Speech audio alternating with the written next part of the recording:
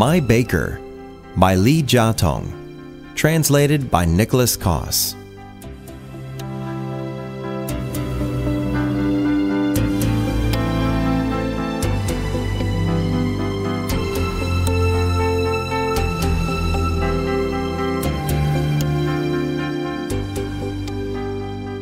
I have always enjoyed eating bread. There are a number of bakeries near the entrance to Tsinghua University, and I have been to each one of them. I know what type of bread each one has. In recent months, someone has been sending me bread anonymously. It was delivered by a young man. When the doorman of my apartment building asked the young man who he was not willing to say. He only said that his boss was a faithful reader of mine, and that rumor has it that I like to eat bread, so his boss was sending it to me. The bread being sent was really high class. Take the French bread as an example. It was very soft, but the crust was brownish, so it looked very good. And it was so soft and had a great smell. How tasty to eat this soft bread. Then, there was a large loaf of bread that was like cake. It too was fairly soft and left a wonderful taste in the mouth. This super soft bread also had a brownish crust on top of which was powdered sugar, and it was so good to eat. The raisins on the inside were distributed very evenly. It was good to eat, no matter whether sliced thick or thin. In all of the bakeries in Taiwan that I had gone to look for this kind of bread, I had never found it. One day, driving home from work, I saw that young man. He was leaving on his motorcycle, so I secretly followed behind him. Fortunately, there were not many cars on the road he took. Much to my surprise, I kept my eyes closely on him, so I did find the bakery. When I stopped my car and got out, I was greeted with the sweet smell of French bread. It was 5:30 in the afternoon, just the time when the French bread was being taken out of the oven. Entering the bakery, I saw the head baker bringing a tray of bread out of the oven and placing the bread on the shelf. I guessed he was the head baker because he was dressed in white and was wearing the kind of high hat worn by bakers. He was rather young. The door to the kitchen opened again, and this time it was the French bread being brought out. I saw an employee carefully putting this freshly baked bread in paper bags marked with the name of a certain large hotel. Obviously, the bread was going to be sent there. Sure enough, at the entrance to the bakery, there was a van from that hotel waiting for the bread. After the French bread had been sent away, the head baker suddenly took notice of me. Asking if I were Professor Li, I said that I was. He then said that the owner had given instructions that if Professor Li were ever to come, we were to give him special treatment. He opened the door and asked me to go in and sit down. I discovered that the room was decorated very comfortably. There were all kinds of baby dolls spread about, and a round table with a flowered tablecloth in the middle of the room. On the table was a vase of flowers. The head baker took the flowers away and asked me to wait a second. Sitting at this small round table, I saw the shadow of a tree outside, covering the window from one side. The window was paneled, and the curtains were white Swiss lace. It seemed that the owner of this shop had very good taste. The head baker came in carrying a silver tray on which was the afternoon tea he had prepared for me. It was Yorkshire tea. The snacks were cookies and bread. The teapot and the cup and saucer were European chinaware. I really wanted to check to see what the brand was. The head baker joined me in this treat. Since everything was just out of the oven, it was of course scrumptious, but the head baker said the best was yet to come. Now, what was the best? It was a crepe made of a very thin pancake that was rolled up and had a filling. I ate it in one bite and discovered that the juice of the filling had soaked through into the pancake. The filling was already great to eat, but the crepe was even better because of the juice of the filling in the pancake.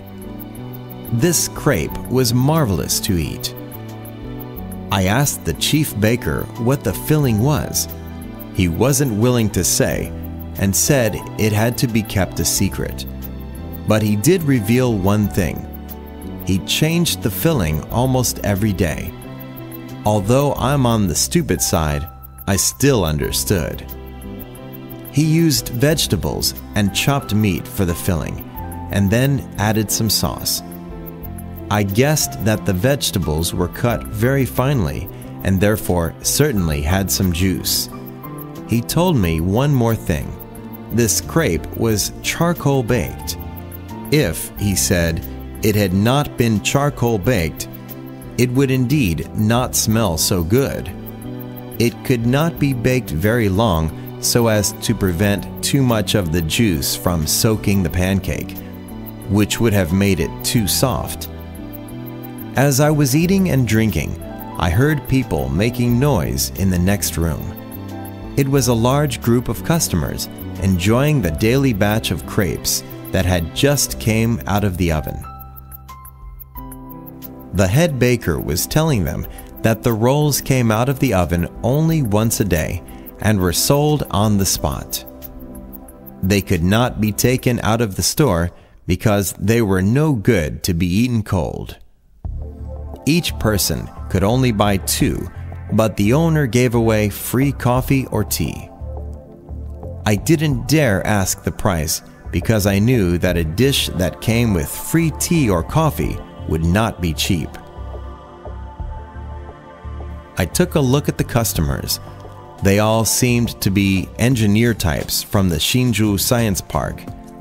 One even was telling someone that after eating, he had to rush back to work. These customers were so cooperative that they automatically cleaned up the tables after they had finished. I became more and more curious about the owner and asked the chief baker if I couldn't see him. He said that his boss was most willing to see me and told me to sit on the sofa for a second. He would go get his boss. Before the owner came, a young fellow appeared, bringing a very large envelope with him. The boss wanted me to take a look at something. I opened the envelope, and on the inside were math examinations with questions that had to be answered using one's head. For instance, what is 15 times 19? The answer had to be written without writing down any calculations. You had to simply arrive at an answer doing the calculations in your head. All of a sudden, I remembered that 10 years before, I had tutored an elementary school student who, at the end of each of our classes, had to do such calculations in his head. He was not too capable at first, but soon became more and more accomplished. His grade in mathematics always remained about 95. To my great disappointment, after he finished elementary school, he left Hsinchu. I had no chance to teach him again. His family situation was not all good. Off and on, I heard that he was not taking his studies seriously. Even though I was greatly concerned, there was nothing I could do since he was too far away for my exhortations. Nonetheless, I went to see him once and even invited him out to have dinner with me. He was then in the second semester of his first year in junior high school. I urged him to take his studies seriously. He should at least not be smoking, fighting, drinking, or eating betel nut. He completely agreed, but to be honest, I only remember him being very rebellious at that time. He looked to me as if he didn't understand a bit of what I was saying. Later on, he did not continue with his studies. When I heard this, I wrote him a letter. First, I urged him, no matter what, not to work in a KTV. Secondly, I said that he definitely should learn a skill. Only in this way could he get his feet on the ground. Even though I wrote him a number of letters, I never got an answer back. As I was remembering all of this, the owner walked over. As it turned out, the owner was none other than the chief baker, and he was the student I had at one time tutored. He told me that after he had entered junior high school, because his family's situation was extremely bad, he not only had no money to be tutored, but there were even times when he could not pay his tuition or lunch fees. He knew that there was no chance for him to enter a public high school, let alone a private school. All he could do was to give up on his schooling. He told me very frankly that he had really wanted to continue his studies, but his poor family situation did not allow him to do so in good conscience. There was one time when he had entered Tsinghua University to kill time. When he saw all of those university students, he was so envious. That night at home, he dreamed that he had become a university student. He started to cry when he awoke. Because his family situation was not good, there was no way for him to continue his studies afterwards. Indeed, for a spell, he was on the road to self-destruction. But fortunately, his guidance counselor was very concerned about him. So, as a result, he didn't become too bad. But when he was in his third year of junior high school and saw before him all his classmates preparing for the entrance exam for senior high school, he didn't care one bit. That is, on the outside, he pretended not to care, but on the inside, he was severely disappointed. It was at that time when he received my letter. He thought that I would criticize him for not continuing his studies. Much to his surprise, I didn't write a word of criticism. I only encouraged him to get a skill. He remembered that I had once taken him out to eat and afterwards had bought him a lot of bread. He still remembered how good that bread had tasted. Even before finishing junior high school, he had gone to that restaurant where we had eaten to get work. He was quite fortunate and was given a job there. From then on, except when he was doing his military service, he was single-mindedly learning how to make bread. 2 years before, he had set up his own business and opened his bakery. He said he quite often took tours abroad. Besides enjoying the sights, he paid attention to how foreigners made bread.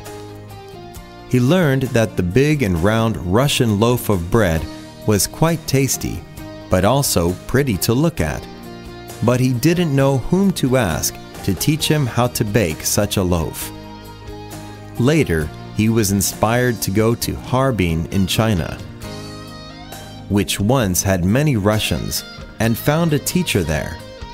There were many bakeries there that especially sold those big round Russian loaves of bread. One baker, when he knew that he had come all the way from Taiwan, decided to teach him all the secrets. In this way, he learned how to make Russian bread. A couple days before, a group of Russian engineers had come to his store, and through finger language praised his baking skill. He had also learned how to cook a number of Russian dishes in Harbin. He said that he would sometime in the future invite me to have some of his authentic borscht. As for his crepes, these had been learned in Turkey. They were a snack sold in a little shop on the street. Rich people were not interested in these and thought that the taste was not very elegant. When he was back in Taiwan, he discovered that a Chinese-style filling was most appropriate for the local taste. Once he put a kind of mustard green and chopped meat on the pancake and baked it. Those who tasted the results couldn't stop praising it. He told me that for supper that evening, the bread was French with mustard green and chopped meat. This was his own invention. He took me into the kitchen to show me the soup he was making, onion, leg of lamb soup. On the spot, I finished off a bowl of it. He said that he had learned how to cook this in the far west of China.